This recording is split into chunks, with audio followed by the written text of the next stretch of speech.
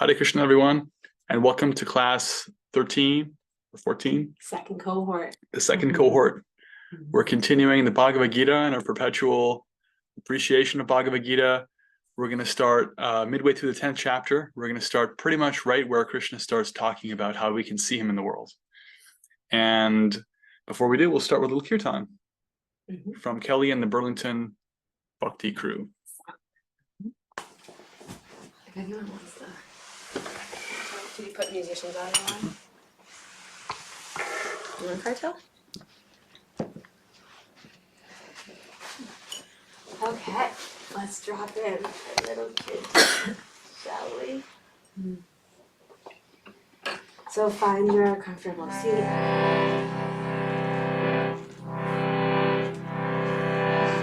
And if you're at home, silence your cell phone, close your email, and come to a place in which you can sit tall, you can be alert, but also allow for a sense of softening. Soften the features of your face, your jaw, shoulders, belly. Maybe let out a deep exhale.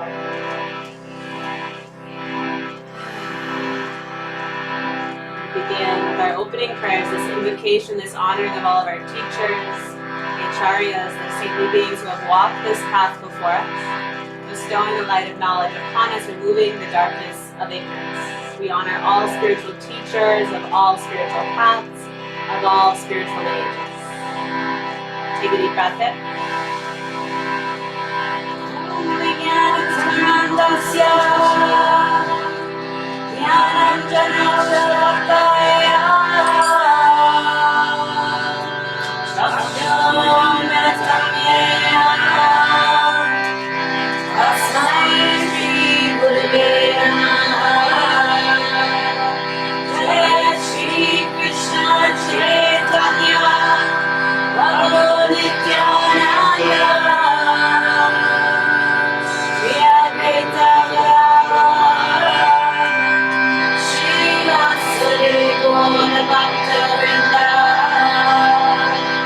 Hare Krishna, Hare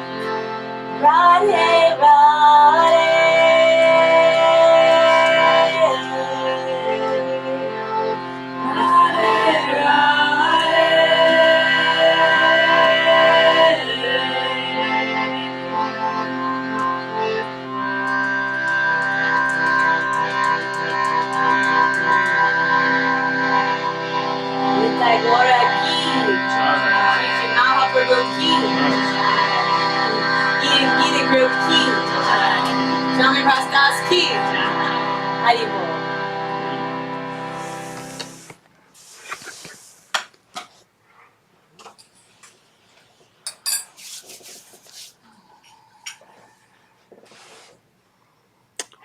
Hare Krishna.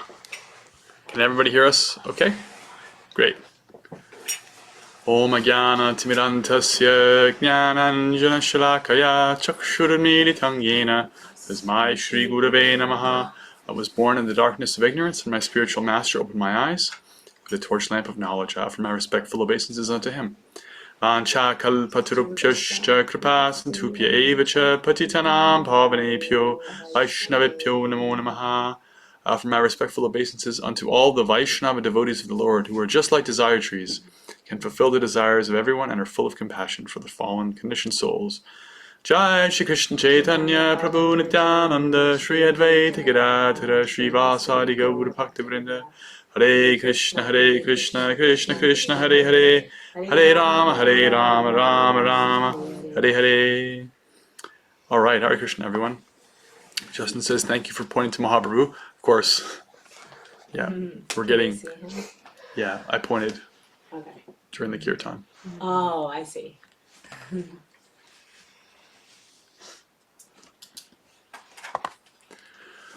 Haribol. So, we're continuing. Bhagavad Gita, chapter 10. We got to verse 21. Some beautiful reflections in the WhatsApp this week. And thanks for bearing with us while we start the second container. And it's great to have all of you with us live and also listen to the recording. Do we have any reflections that came up? Anything? It can be even things that you mentioned in the WhatsApp. Let's just start us off with some reflections. We read through the first 21 verses of the 10th chapter, including the Chatur Shloki, the 4 seed verses, the little zip file that if you double click it, holds the whole Bhagavad Gita, essential knowledge, verses 10.8 to 10.11. Anything that stood out or was interesting?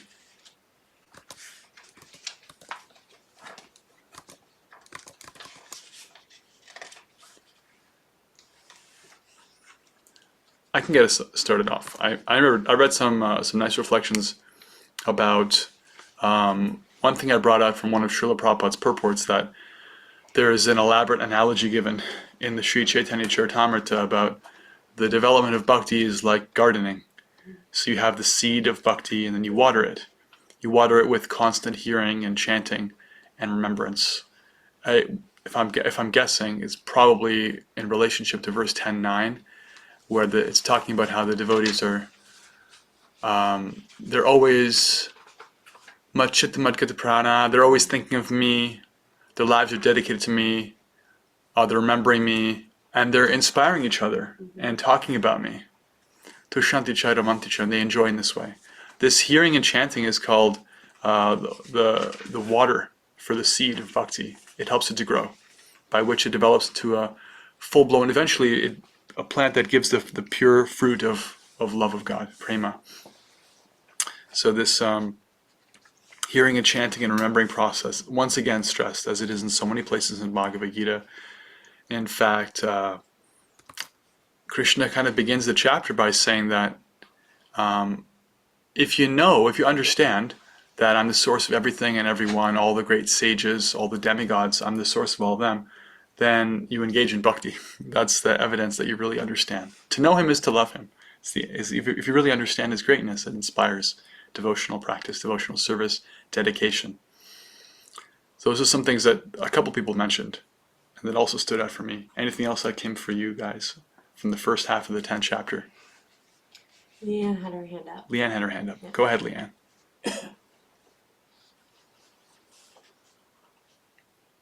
Haribol. Haribol.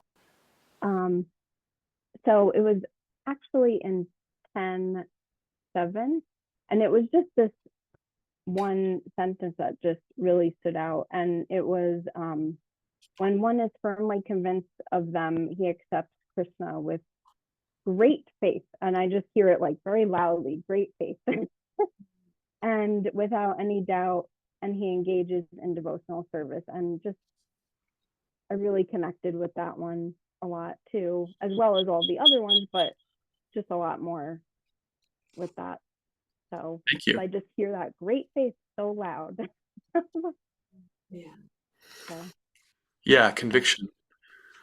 That Bhagavad Gita is actually offering a process for developing well-reasoned faith. It's not about a belief system. It's about actually becoming convinced.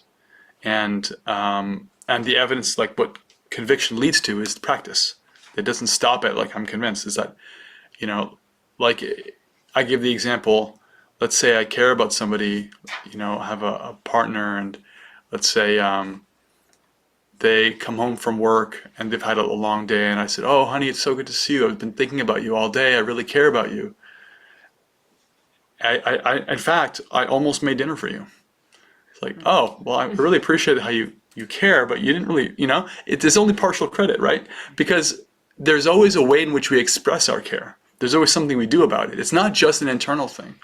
Srila Prabhupada went out of his way to translate the word bhakti, not just as devotion, but as devotional service. There's the feeling, and there's the expression of the feeling. And so, as our conviction grows, as we're realizing Krishna, as we're becoming satisfied from our practice, as we're experiencing Him more and more clearly, our expression of bhakti also is empowered to grow. Yeah, thank you. We have something in the chat here. Actions are stronger than words. Definitely, definitely. Make the dinner. Make the dinner. Mm-hmm. Make the dinner. I also really love verse 10, Verse chapter 10. 10. Yeah, 10:10. And to those who are constantly devoted to serving me with love, I give the understanding by which they can come to me. Mm-hmm. So it's like we don't have to, we can't actually force our way into understanding or force our way into experiencing or feeling Krishna's presence and to even understanding everything that we're reading, but by showing with sincerity, right, our level of devotion through our service, through our actions, through our words, that Krishna then gives us the ability to understand. Absolutely. That's a big, that's a very fundamental difference between the bhakti worldview and the kind of like materialistic, you could say, worldview. Because in empirical science or in schools, we're taught that if you become smart enough or strong enough, you can just acquire knowledge. And that doesn't work for getting to know people. You can't buy them or make them yours. They have to give themselves. And we're not approaching an abstraction. We're approaching the supreme person. So it's just actually supremely true for Krishna. We can't even know each other without actually connecting, surrendering to some extent. What to speak with Krishna? He won't give himself. But he says he does give himself to those who are trying. Satata Yuktanam, they're always engaged. They're trying to come to him. The Dami Buddhi Yogam, I give the intelligence by which they can come to me. Thank you. Yeah, very reassuring verse.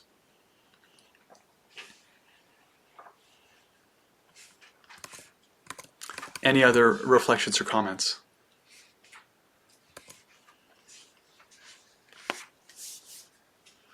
I was Yeah.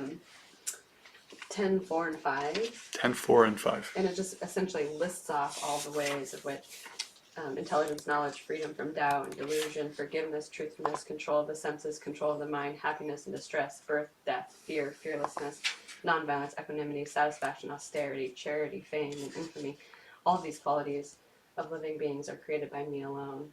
And it's just, I was like rereading the purport and like just really essential and really important to remember all of that. To remember that like all of our intelligence, all of our fear, all of the things that are hard in our lives, like all of it is created by Krishna. And in the last small bit in the purport, Prabhupada says, of whatever we find, good or bad, the origin is Krishna. Nothing can manifest itself in the material world, which is not in Krishna. And like those are so important. Like it's so important to remember when you're in like something in your life that feels weird or hard. Like why is this happening? Mm-hmm. But then you can see Krishna in it, and it's just like a really important reminder. Very nice. Yeah. Yeah, I like that last paragraph too. Of whatever we find, good or bad, the origin is Krishna. Nothing can manifest itself in this material world which is not in Krishna. That is knowledge. Although we know that things are differently situated, we should realize that everything flows from Krishna. Thank you. All right, anything else before we move into the next part of the chapter? And also just like nothing's random. Nothing's random. Nothing's random. It's all part of that divine plan. Mm-hmm. Even if we can't understand it. Yeah.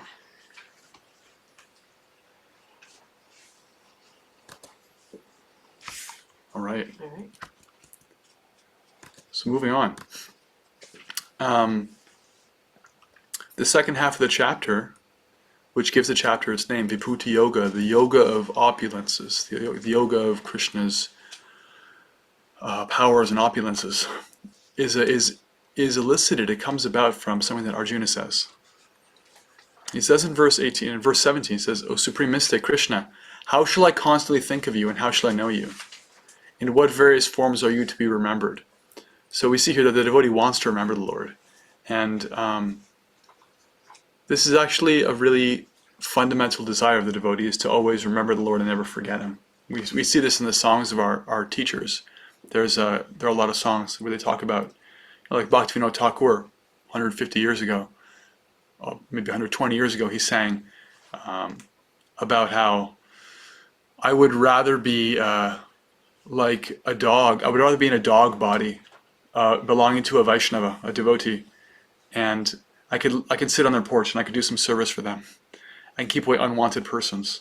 I'd rather be like that than be the head of the demigods, a Brahma, if that Brahma cannot remember Krishna. I don't want any position if it gets in the way of my remembering you. This is intense prayer. This is the desire of the devotee, that once they have this experience of Krishna consciousness, I don't want to lose this.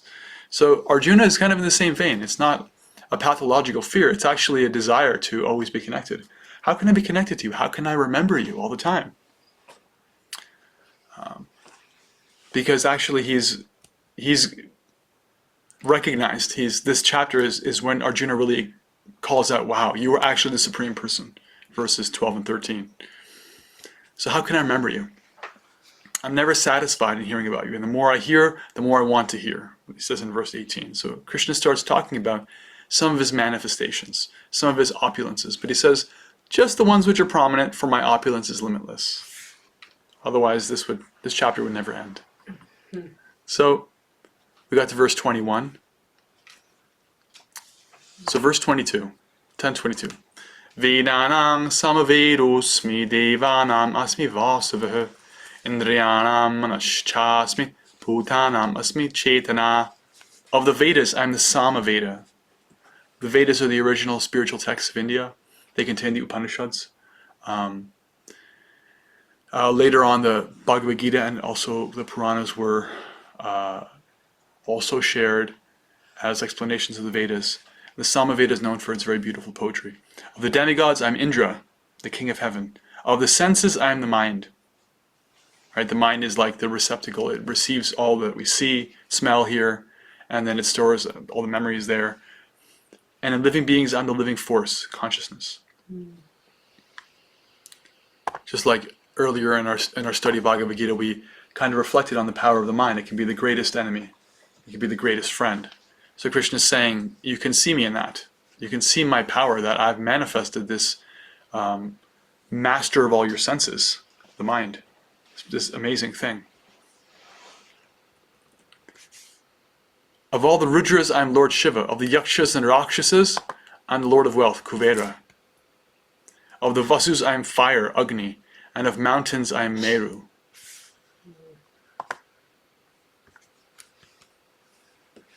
Of priests, O Arjuna, know me to be the chief, Brihaspati. Brihaspati is the Brahmana, the spiritual teacher of the demigods.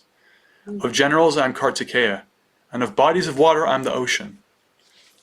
So if you've ever felt amazed by the ocean, this is permission to do that in a Krishna conscious light. It's actually remarkable. Like I love the ocean. I especially love the Pacific Ocean. It has a very particular quality to it, and there's a powerful way in which you can connect to something that's just so big and so much more deep and wide and larger than you, or anything you have any comprehension or frame of reference for. And Krishna is saying, of all the bodies of water, I'm that one. I'm the ocean. In fact, in the spiritual worldview of India, the ocean is considered to be a sacred body of water because all the sacred rivers like the Ganges and the Yamuna, where Krishna played in, they all drain into the ocean. So actually the ocean is the reservoir that contains all the different sacred rivers. So if you get to an ocean, you can sprinkle a little of that water on your head. It's as good as taking a bath in the Ganges. It's as good as taking a bath in any sacred river in the world. And the ocean is that supreme monarch of all the bodies of water. All the rivers and lakes and everything pay their tributaries, like little small princes offering their tributes to a great king. The ocean is the greatest one. So Krishna is saying, of all the bodies of water, I am the ocean. You can think of me like that. And when you see the ocean, you can be reminded. It's a very valid form of meditation. This is one way that he's reminding Arjuna how he can remember him. Verse 25. I think I'll just share the screen too so we can see it and chant along. Maharshinam prakur aham giram asmekam aksharam yagnyanam japa yagnyosmi stavaranam himalayah. Very relevant verse, this one.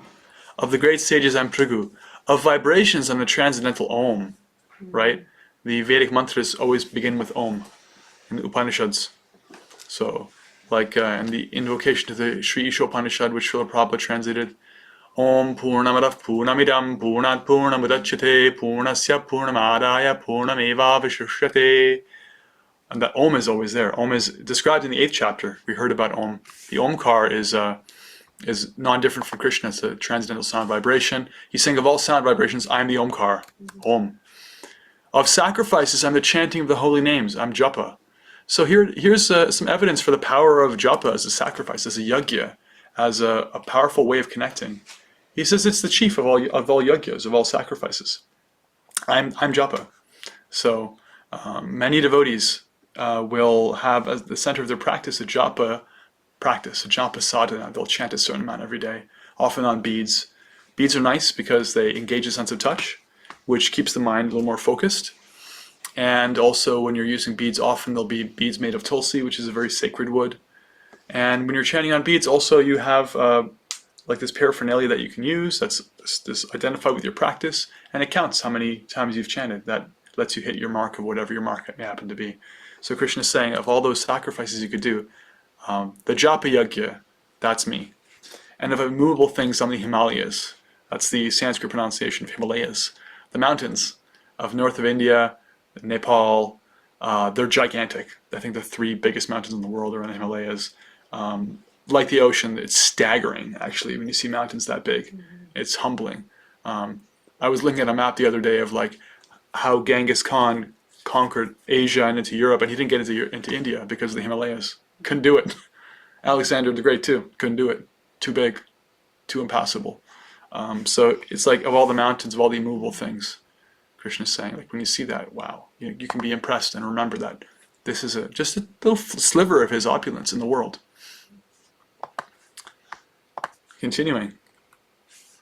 Of all trees, I'm the banyan tree. Anybody ever seen a banyan tree? Yeah, banyans are amazing. They look like 100 different trees. They have one root system that spreads out so wide, and just all these branches.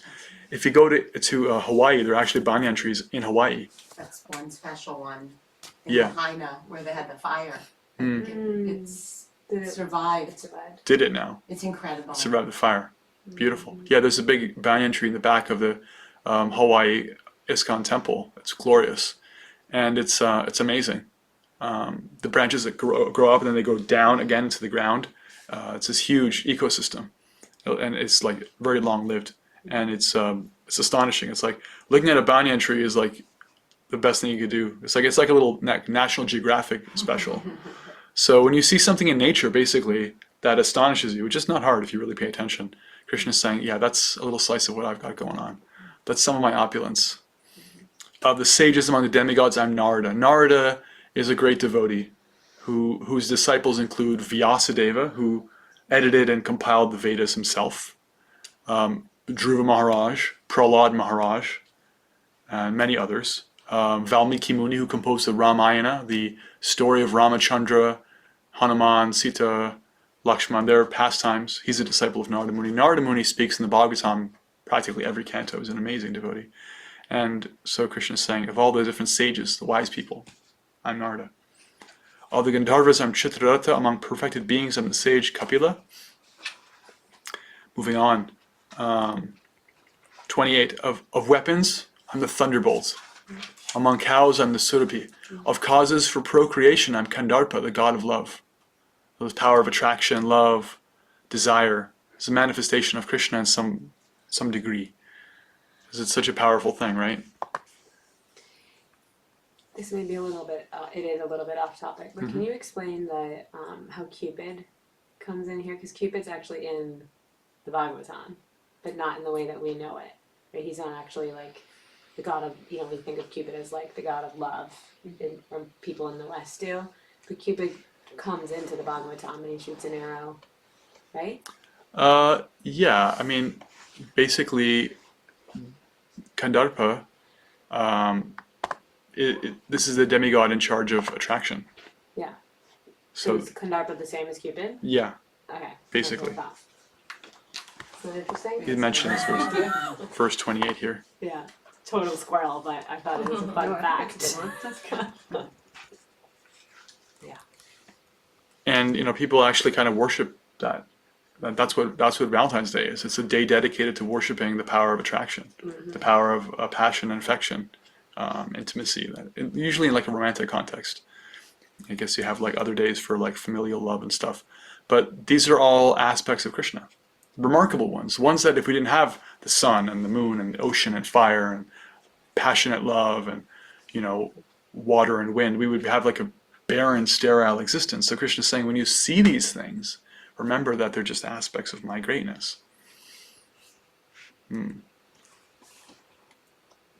Of the many hooded Nagas, I'm Ananta. Among the aquatics, I'm the demigod Varuna. Of departed ancestors, I'm Aryama. Among the dispensers of law, I am Yama, the lord of death. Here's a good one. Among subduers, I am time. Verse 30, right? Among beasts, I'm the lion. Among birds, I'm Garuda. So the lion is called the king of the jungle, right? From the Prabhupada's purport. There are many subduing principles, but time wears down all things in the material universe and so represents Krishna. This is a powerful meditation because we're all passing through time or experiencing the passage of time. And like we're living in a culture that I would argue has like a really skewed idea of aging and the passage of time. Right now, the current very, very like flash in the pan modern culture, Western world culture.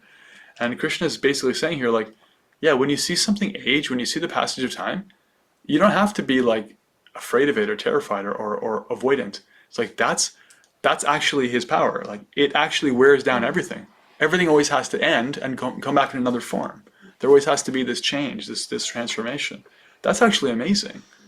It's actually remarkable that you have these ancient empires or whatever that did remarkable things, and all that's left of them are some ruins somewhere.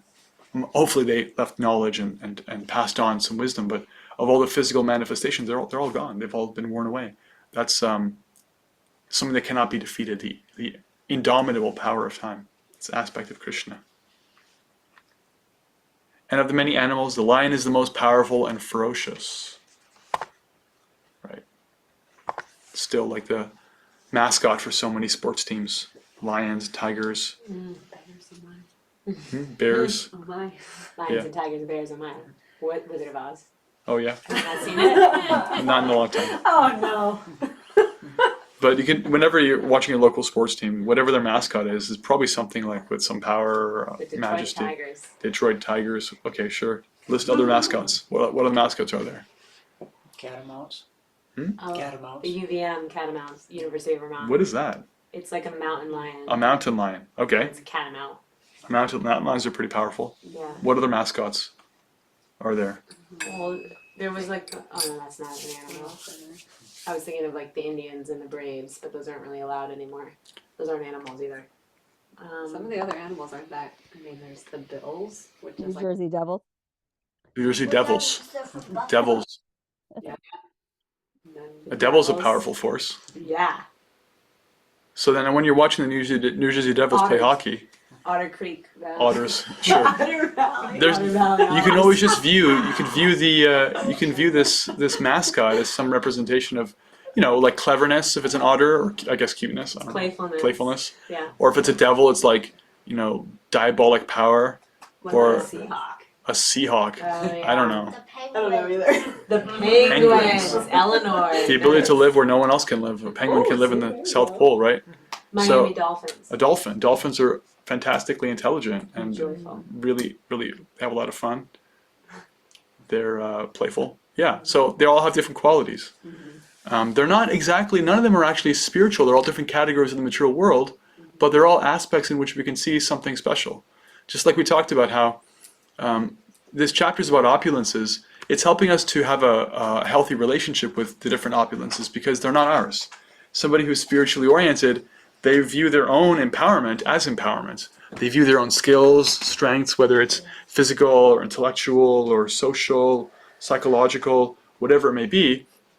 That's some empowerment that they temporarily have. And it's coming from higher power. It's coming from Krishna. And so there's a sense of awe and respect and appreciation for that, instead of like greed, fear, lust, hankering, anger, if it's taken away. Those are kind of like materialistic, misunderstanding-based relationships with opulence. So, Or even like arrogance. Or right? arrogance. Like, I'm so great. Yeah. Or self-defeating. Like, I'm terrible. I'm awful. because I don't Yeah. have that. That kind of low self-esteem thing. Material low self-esteem isn't humility, because it's just saying I'm not in the middle, but I wish I was. I wish it was all about me, but it's not, and that sucks for my ego. So acknowledging the greatness of other living entities like a penguin or an otter, or looking at the majesty of a mountain or an ocean and saying, wow, like that's just beyond me. That's a little bit of an indication of something beyond us, and it points toward higher power, points toward the source. Krishna's saying, like, don't just appreciate things in a vacuum, or worse, don't even appreciate them. Appreciate them and connect that appreciation, what you see is amazing, to me. Right. That's what I was thinking about. There's even very insensitive people can appreciate a puppy. Right. You know they're really far gone if they can't appreciate a puppy. Yeah. Everyone can appreciate a puppy, Yeah. especially if they don't have to clean up after it. Right. Yeah, puppies are amazing. Where were we? We're on verse. We're like 31? 31. We're on 31. Okay. Of purifiers, I'm the wind. Of the wielders' weapons, I'm Rama. Of fishes, I'm the shark. And of flowing rivers, I'm the Ganges. Fish here means like aquatic, not like a biological. I don't think sharks are actually fish. They're a different thing. But the point is, of aquatics, I'm the shark. Sharks are also remarkable. 32. I'm surprised he's not the whale. You can appreciate the whale. Yeah. Yep, you have permission. Verse 32. Of all creations, I'm the beginning and the end, and also the middle. Of all sciences, I'm the spiritual science of the self. And among logicians, I'm the conclusive truth. So Srila Prabhupada talks about this sometimes, that there are so many places where knowledge is stored and shared, so many places of education, learning, and there is a distinct deficit of spiritual education on the planet right now. It's a distinct deficit of people who have realized that they're not their body, that they're actually a unit of consciousness, and that unit of consciousness operates under different laws. It's not bound by matter and time. And we're sharing that knowledge, and ways for other people to experience that for themselves. And that's unfortunate. And Krishna is saying, of all kinds of spiritual, of all sciences, I'm the spiritual science, the science of the self. Adhyatma Vidya, science of the self. Text 33. Of letters, I'm the letter A. In so many languages, A is the first letter of the alphabet. In Sanskrit, if you put A at the beginning of a word, it makes if the second part was a word in of itself, a means not that, like without. So like gyan is knowledge, agyan means no knowledge. Of all letters on the A, also one of the most common letters. I'm inexhaustible time of creators, I'm Brahma. Here's a nice one, this is one of my favorite, verse 34. I'll share this one. Mrityu sarvaharashchaham odbhavascha bhavishyatam kirti shrir vakchanarinang smritir metha tritikshama. I am all devouring death. If anybody watched Oppenheimer, the sort of biography of Oppenheimer, one of the creators of the atomic bomb, and when he saw the effects of the bomb, when he tested it, he remembered this verse, and this is what he quoted: "Mrityu sarvaharashchaham." I have become death, the all-devouring death, because he saw how incredibly powerful it was, and it horrified him, and also reminded him of higher power. And so when we experience death or contemplate death, this is also a meditation on Krishna, if we choose to allow it to be. And it's also another thing like time, aging, change, that material culture avoids, very much tries to sanitize. We don't see the results of death. It's considered like impolite. Like you don't really go to parties and say, "Hey, everybody, let's talk about death." How about that? It's like that's a mood killer. People don't want to hear about it generally. And even though it's part of life, it's part of existence, and always has been, always will be. So wisdom cultures talk about it. They don't become morbidly obsessed with it, but they connect it with its source. That just like life is amazing, death is also amazing, and both are coming from the Supreme. And then we have here, I'm death, all devouring. I'm the generating principle of all that is yet to be. Among women, I am fame, fortune, fine speech, memory, intelligence, steadfastness, and patience. These are considered feminine opulences. They're considered to be ruled by different demigoddesses. Different goddesses are in charge of memory and intelligence and fine speech. If you have the ability to speak well, that's considered an opulence. Fortune or fame, or if you're very patient, or you have steadfastness, you're firm. That's a very specific kind of opulence. And these are ones that he's going out of his way to glorify. From the purport.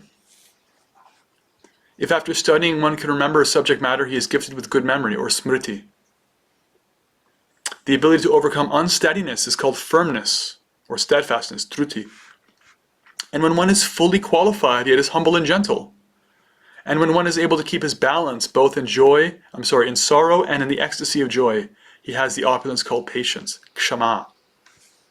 To not get swept away by sorrow or the ecstasy of joy. It's an opulence. 35.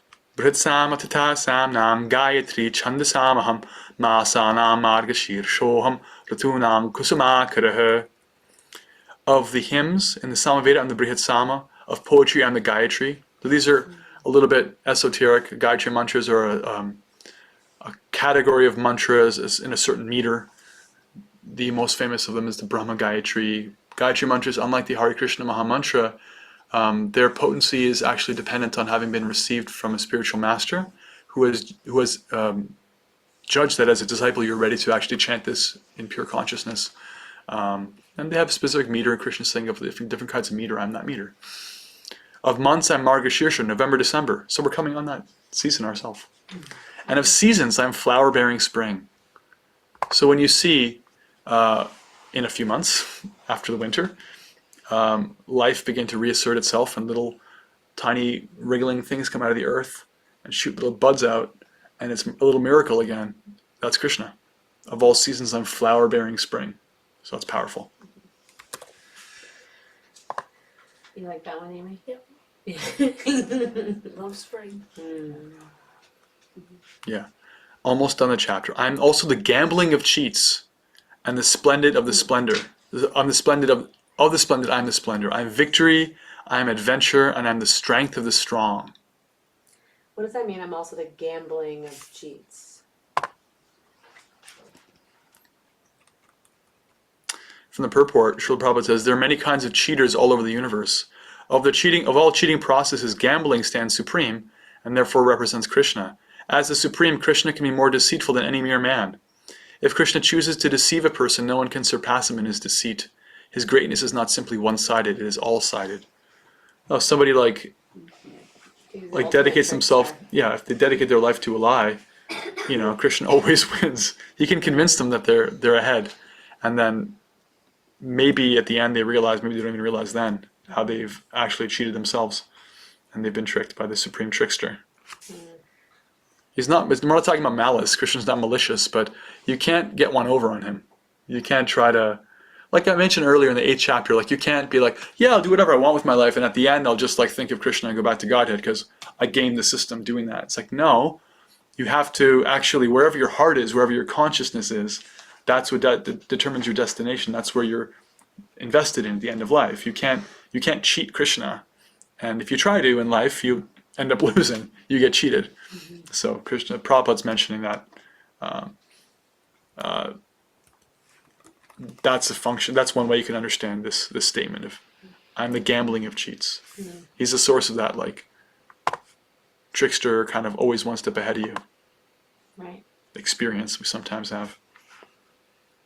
So is that kind of like how we'll hear in Shastra, whether it's in the Bhagavatam or the Gita or Nectar of Instruction, things like this, where it's if you just bathe once in Radha Kund, you'll experience prema, divine love, right? So that's true because it's said in Shastra, yet also there's no material shortcuts. I've been to Radha Kund and I didn't go fully in, but I put my beads in and put it on my face, and I haven't experienced prema, right? So it's you can't cheat your way to prema, or you can't gamble your way to prema, but also if you sincerely continue to endeavor forward, you could bathe in Radha Kund and then experience prema. Yeah, you could say it like that. Perhaps Krishna is trying to encourage people. We know there are statements in scripture that offer material rewards for spiritual practice, which that's not what spiritual practice is for. Right. But people come to spiritual practice, spiritual people, spiritual knowledge, sangha, for different reasons, including they have different material desires they're trying to fulfill. So there are statements that will say, yeah, you can have this, you can have that, or avoid this trouble. And those are incentives for practicing spiritual life, the very practice of which purifies one of the need for such inferior things and gives a higher thing. Mm-hmm. So that's a kind of cheating. Mm-hmm. You come to Krishna consciousness, you think oh cool, this is great. I'll just I'll have everything I have in my life, and but I'll also be more peaceful. And it's yeah, you will, but then you'll also realize that you probably, if you take it seriously, you'll realize that your priorities are being turned around, and you're finding that a lot of the things that you valued in life aren't as valuable as you thought.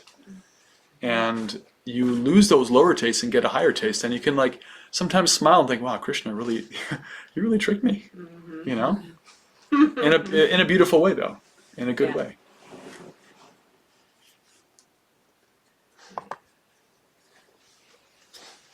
No turning back. 38's a good one. Among all means of suppressing lawlessness, I am punishment. And of those who seek victory, I am morality. This power of morality, doing the right thing. Of secret things, I am silence. And of the wise, I am wisdom. Furthermore, O Arjuna, I am the generating seed of all existences. There is no being, moving or non-moving, that can exist without me. O mighty conqueror of enemies, there is no end to my divine manifestations. What I have spoken to you is but a mere indication of my infinite opulences. And then the chapter ends in a really nice way. I'll share these last two verses. 1041. Yad yad vibhutimat sattvam shri madurjitam eva va tattariva chatvam mama tejongsha samphavam. Know that all opulent, beautiful, and glorious creations spring from but a spark of my splendor. So whatever didn't make the cut in this very short list, if they're opulent, beautiful, or glorious, they're also springing from a spark of Krishna's splendor. Including seahawks and otters. Penguins? Penguins too. Tva bahunaitena kengyatena tvarjana rushtapyahamidang krutsnam ekang shenastito jagat. But what need is there, Arjuna, for all this detailed knowledge? With a single fragment of myself, I pervade and support this entire universe. All right, Hare Krishna, that's the 10th chapter. Jai. So these are some meditations for the day-to-day. Krishna's offering things about the world that we are in touch with, that in answer to Arjuna's question of how can I remember you? How can I not forget you? How can I see you?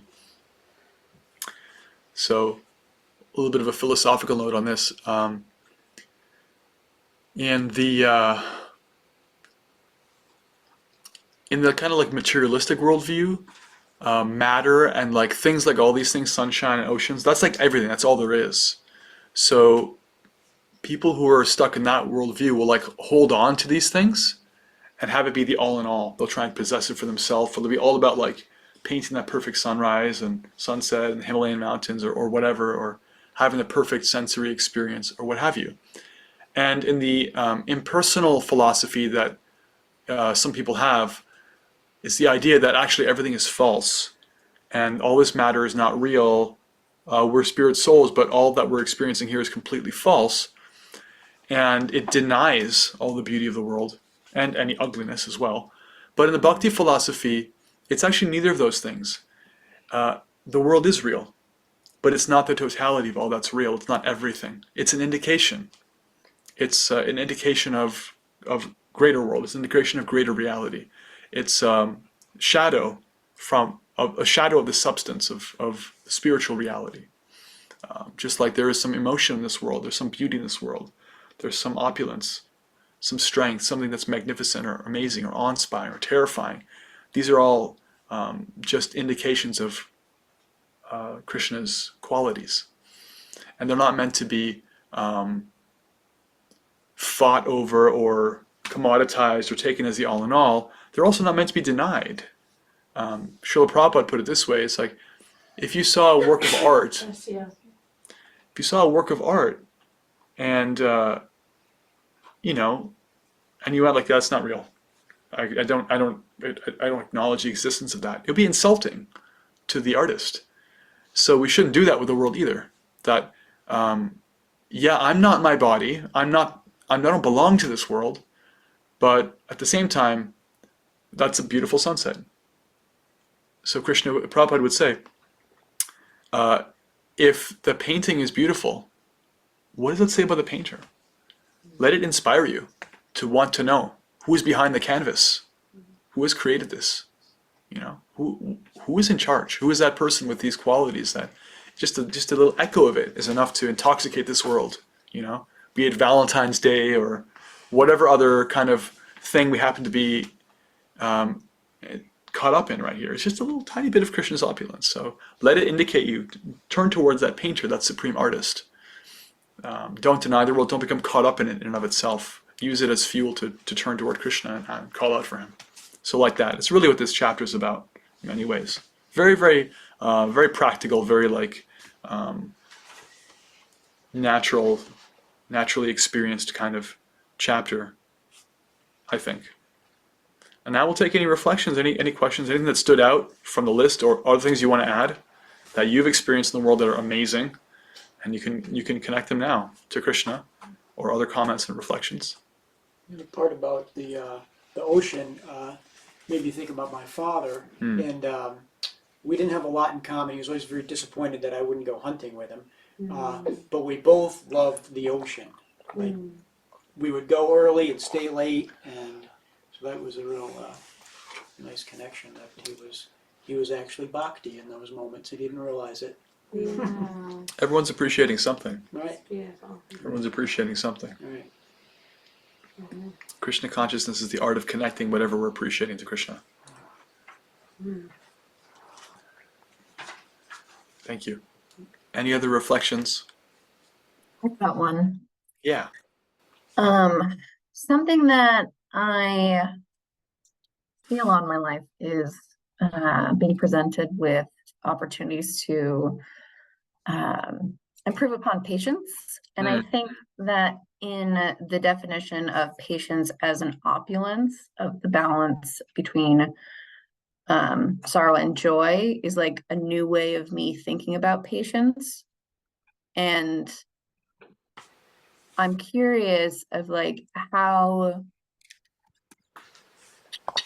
am I supposed to look at like these opulences as like this black and white thing of like how they're defined in this purport about like just trying to relate my experience with how I've experienced patience or the opportunities to practice patience, like how does that, how do I rectify that with the definitions here? Well, how would you define patience for you? Patience for me usually requires waiting. I think that is something that when I think of patience, I do think it comes to a point of, wow, I'm just thinking of so many ways that I define patience now. And I'm like, wow, I actually think I have a response of patience that I'm disappointed that I have to be patient. So that's something I think is a very separate thing, but also connected in this way of balance. So I think I just haven't been thinking of patience as balance. And so I'm wondering, I guess that's just something that I have to explore then more, because just hearing it now versus when I would have, like when I've read it in the past, it just hits very differently. Yeah, part of it is semantics because we're using a Sanskrit word. The word that's used in Sanskrit is kshama. And kshama is translated here as patience. I happen to know that it's translated in other ways in other places. If you click on the word in the word for word, you'll get a list of how it's translated. And usually it's translated as forgiveness or tolerance.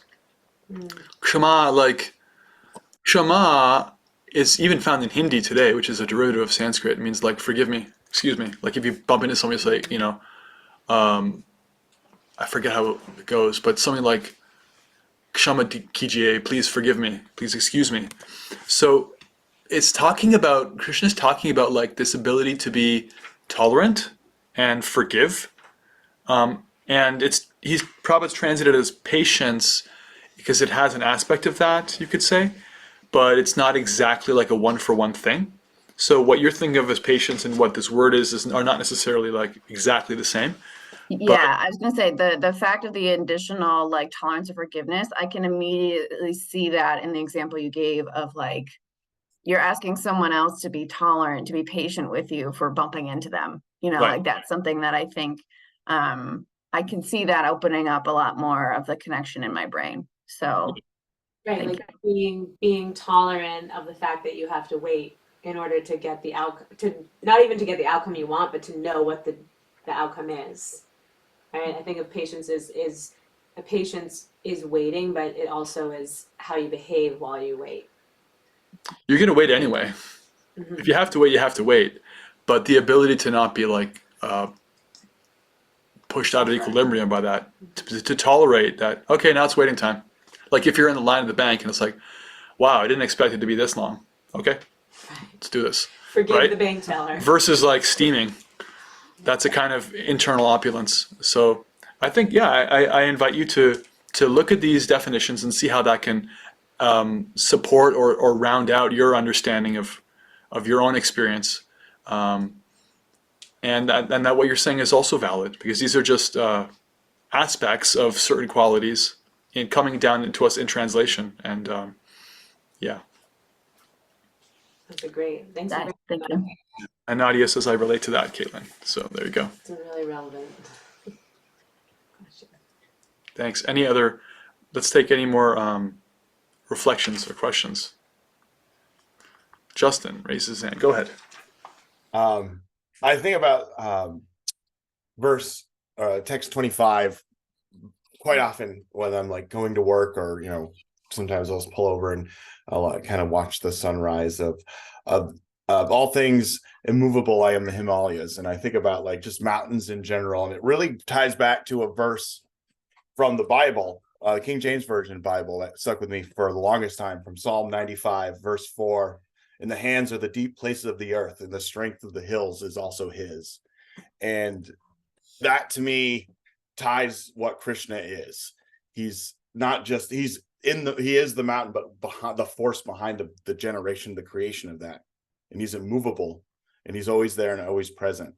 So I just love that verse, and I love that text of how he's of all movable things on the Himalayas. And I think of that when I see the mountains. I know the Green Mountains are much, much smaller than the Himalayas are, but I think about that his presence is always there. It's immovable, and he's a powerful he's always there, rock steady, right? And I don't know, it's reassuring to see that and watch the sun come up and watch this opulence, this beautiful sunrise manifest before me, and all these things that are all tied together because he is the string that holds the pearls together. Like I think about that verse all the time too. So anyways, my little insert. Everything is resting upon me like pearls upon a thread, he said, chapter 7, verse 7. Matav paratarang nanyat. Yeah. Beautiful. Yeah, that he's like, every mountain's different, but he's that mountainness. He's that groundedness, that experience you have when you're like next to the mountains, like powerful, earthy, strength, or the water, that depth, that wateriness, these qualities are coming from him. Right, it said that like I am the mountain, and my emotions are the weather. So it's like to remember that steadfastness, that groundedness, with all the other stuff. Anyone else here have? Any other reflections, in person or online?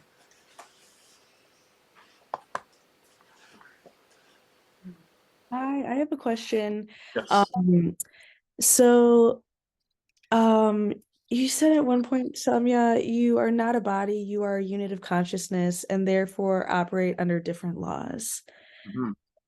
Can you expand on I know we've been talking about it, but more in depth, what are some of those different laws? Yeah, we've been talking, we'll continue to talk about it because it's always relevant. So thanks for asking. Yes. Like, for example, the body operates under the influence of time, and as such, it has seasons, just like the natural world has seasons. You have the childhood season, you have adolescence, you have adulthood, middle age, old age, those are all seasons, right? And then within they have little smaller cycles throughout the year, like different, throughout the day you have different cycles. And if I don't eat, then my body will react in a certain way.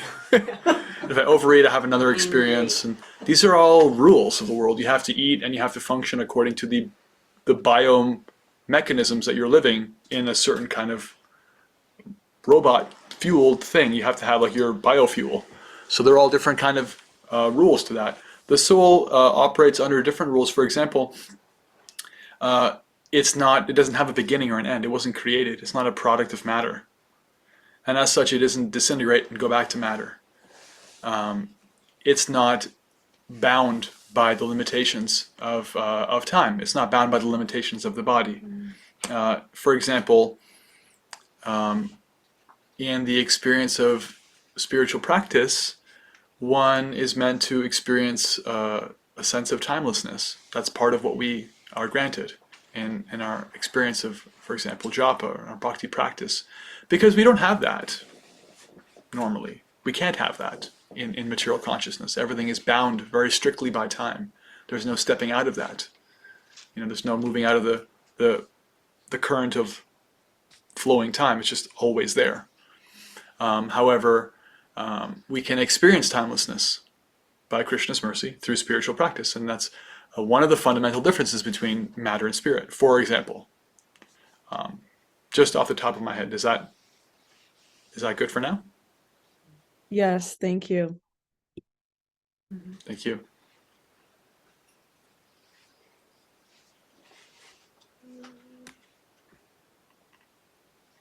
Anything else? Reflections on the 10th chapter. Vibhuti Yoga, Yoga of Opulences. I just wanted to underscore something you said, like really quickly a little while ago. You said Krishna consciousness or bhakti, right, is the art of connecting whatever we're appreciating back to Krishna. Mm-hmm. So, like, it's the art of connecting anything that we see and we're in awe of, or that we love, or we're grateful for, or, you know, that we're moved by.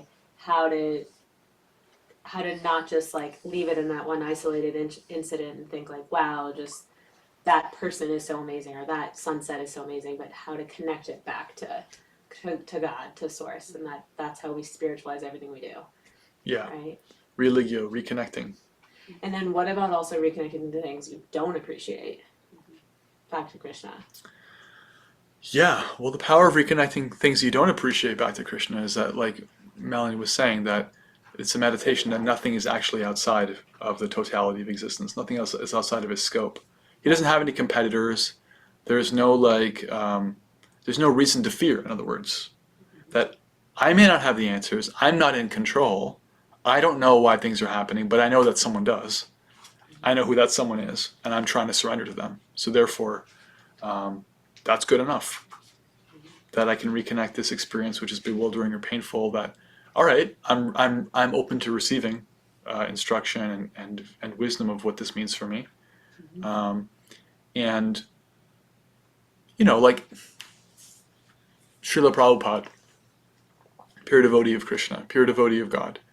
He was practicing Krishna consciousness in India during World War II, and India was not exactly like there wasn't active battles there, but there were times when there could have been. It wasn't really clear, and there were like, you know, airplanes flying overhead. And at one point, you know, somebody asked him like, well, I forget the context of the conversation, but they're like, what would you do if the bomb was dropped? And he said, I would look up and I would see Krishna. You know, I would see it as Krishna. Like this is not a psychosis. This is not like wishful thinking. This is like actually being able to connect any experience to Krishna. This is not out of his control, you know. So that's a very high thing, but that was actually his experience. So certainly he wouldn't want any bomb to drop on. I suppose he was living in Calcutta or Ahmedabad, one of the bigger cities in India, but it was certainly possible. And he was in such a meditation on Krishna in his life practically all the time that he would have seen it as the hand of God. Okay. Right. So to be able to get to that position, we are practicing seeing what we appreciate first. Back to Krishna. That's right? natural. It's natural to connect what we appreciate because we're already attracted to it. Mm-hmm. We already want it, you know. That's why prasadam is so attractive for people, because everyone likes to eat. You know, so like having like a delicious experience that also happens to be spiritually uplifting is really great. Or a wonderful musical experience, like who doesn't like that, right? You know, so it's natural to find the things that you like and find ways to spiritualize them, like the authentic ways to spiritualize them, because you're going to do them anyway. Yeah. You're already attracted to them. Right. Yeah. And then when you're more advanced, then you naturally find that the things that you're not, that are getting in the way, the obstacles, you can also Krishnaize them, spiritualize them. Right. Thank you. Jai. And Noel says, I have to go also as my son has a ton of homework I need to help with. This was lovely, and thank you for this wonderful group. Hare Krishna. Yeah, it is 7:41, so we probably should stop here. Can we make a couple announcements? Of course. Yeah. So speaking of, you were just talking about beautiful, eating delicious prasad and singing nice songs.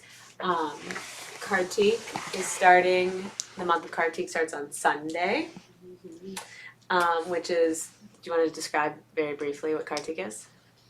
Yeah, Kartik is the most sacred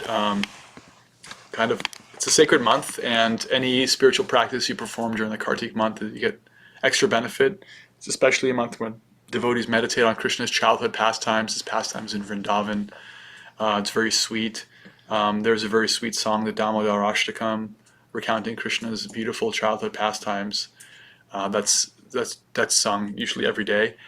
There's a really nice practice of offering. You can offer a ghee lamp, or you can just get like some tea lights and offer a little tea light to your favorite picture of Krishna, your copy of Bhagavad Gita.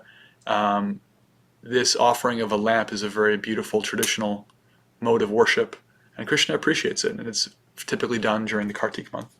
And you can increase your kirtan or japa, or take a vow to not tell lies, or treat other people with more respect, or wake up earlier, or not overeat, or whatever you think is going to serve you, or under guidance you believe will help you to take more steps forward in your journey. This is a good time for doing that. Right. Said that it's like everything's like powerized more, right? So it's like if you chant one round of japa, it's like chanting 1,000 rounds of japa. If you read one verse of the Gita, it's like reading 1,000 verses of the Gita. So it's like upping your game a little bit more. It's a 99% off sale. So yeah, You don't want to show up the Big day after a discount. 99% off sale. it's like the spiritual Black Friday. Yeah, don't be that person who shows up the day after a giant sale. Yeah. Yeah. So we want to do some special things during that month. But you were talking about singing and eating, and so we want to do a 12-hour kirtan here again, and looking at schedule and travel and such. It's going to be Saturday, November 18th. Saturday, November 18th. And if you're not in Vermont and you want to come up to Vermont for the weekend, we can help figure out places to stay and things like that. But we'd love to have you join us. And with that, it's 12 hours. I will not be sitting here leading for 12 hours. So it's the opportunity there's hour slots. And so anyone and everyone can sign up to lead a kirtan. And there'll be like a backup person. So if you have it, I bet it won't happen because you'll go to the restroom before. But if you have to go to the bathroom, or like you have a panic attack or something, like you can leave and someone can take over. And then there'll be save opportunities within that too. So if you want to volunteer to bring some things for breakfast, lunch, or dinner, so we'll have prasad for all the meals. You can come for the whole 12 hours. You can come for 1 hour, whatever it may be. But we've done one here before, and it was really, really wonderful and powerful. And we'll do at least one time where we get together and you can experience singing.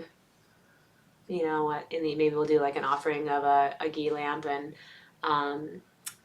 sing together at night. Anyway, I'll send the lyrics and stuff out to the song that Shami was referencing. And Seva opportunity Sunday. Melanie and Aaron, who's on the call, are going to come and help a not avid gardener myself learn how to like prune back things and winterize your garden, and we're going to be doing some raking and things like that. If anyone wants Seva opportunities, you can come and sort of have a little Seva day, help with things here, and we'll sing and do things like that too. But we're going to have more things like that throughout the month. So I just wanted to say it here now. It's going to be in the Sangha email too, but there's just so much to write in the Sangha email, and it's good for you to hear it many times. Mark your calendar, save the date. And any and all are welcome. So bring people from your family, kids, anything like that, to any of these events. Even little kids. Yeah. Like, not kids that are this responsible. Yeah, you can bring little tots, like Dalton. That's right. All right. Okay. Justin's asking, when does it start again? That's the 18th. 7 to 7. 7 to 7. We're gonna do 7 a.m. to 7 p.m. 7 and then a.m. we'll to do 7 like p.m. a big prasad dinner, and we'll have like oatmeal for breakfast, lighter stuff for lunch, and then A big feast at the end. big feast at the end. Big finish. Mm-hmm. All right. And that's it for now. Well, we're gonna take the week off next week. And just a note, if anybody wants any support, one-on-one support for deepening their practice, or they want to kind of ask some questions, get in touch with Kelly or myself. We offer that as well. Some people already are doing that formally or informally, and feel free to ask and explore around that. You can send a private message on WhatsApp. You can leave a message on the YouTube comments to these videos, and get in touch with myself or Kelly. We're also happy to offer any support that we can that way. And we'll see you guys in WhatsApp. Leave a note, some reflection, the next 48 hours if you can, about chapter 10. We've finished the whole chapter. We'll start on chapter 11 next week. So finish reading the chapter and leave a note about any reflection. And thank you for your attentive ears. always. Hare Krishna. Hare Krishna. Jai. Hi, Srila Krishna. Thank Prabhupada. you. You're welcome. Bhagavad Gita ki jai. Jai. Hare Krishna, Hare Krishna, Krishna Krishna, Hare Hare, Hare Rama, Hare Rama, Rama Rama, Hare Hare. See you in 2 weeks and see you online. Haribol. Haribol. Haribo. Hare. Stop the recording.